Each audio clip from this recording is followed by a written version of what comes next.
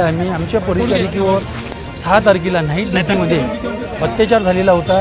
अद्यापपर्यंतही आरोपी हा सापडलेला नाही. 8 दिवस उलटून गेलेले आहेत आणि याच्यासाठी प्रशासन जिम्मेदार राहील. जे आमची नर्सेस दिवस रात्र सेवा देतो तिला न्याय नाही मिळत आहे. किती ह्या शोकांताची गोष्ट आहे. आज त्या परिचारिकेला न्याय नाही मिळत आहे. किती शोकांताची गोष्ट आहे. आज आम्हाला अशी वेळच यायला नाही पाहिजे की परिचारिकेला बाहेर निघायची. आरोपी पकडायला पाहिजे तर दुसऱ्याच दिवशी, तरी पण आरोपी पकडला नाही. पोलीस प्रशासनाकडून दखल घेतल्या जात नाही आहे. पण आज मी अध्यक्षाच्या नात्याने तुम्हाला सांगतो, पालकमंत्री साहेब आज 3 वाजता कलेक्टर ऑफिसला येत आहे. समजा आरोपीला अटक झाली नाही 2 वाजेपर्यंत तर आम्ही कलेक्टर साहेबांना आम्ही पालकमंत्री साहेबांना सगळ्या परिचारिकेच्या एकजुटीच्या याने घेराव करणार आणि आम्ही आमच्या परिचारिकेला न्याय मिळाला पाहिजे. याच्यासाठी आम्ही रात्र दिवस समजा परिचारिकेला न्याय नाही मिळाला, आरोपीला अटक नाही झाली, आम्ही आमचा संप हा बेमुदत चालू ठेवी.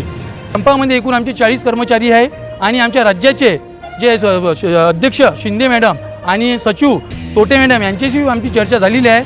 2 दिवसात तुम्हाला न्याय नाही मिळाला तर आपण म्हणे पूर्ण ऑल महाराष्ट्र पेटू काढू, हे आम्ही तुम्हाला हमी देतो म्हणे. आणि आमच्या परिचारिकेला न्याय मिळेलच हे आम्हाला वाटतो. नाही मिळाला तर संप 10 दिवस का मी म्हणतो जोपर्यंत अटक होत नाही तोपर्यंत आम्ही हा संप चालू ठेवणार. आम्हाला न्याय पाहिजे फक्त.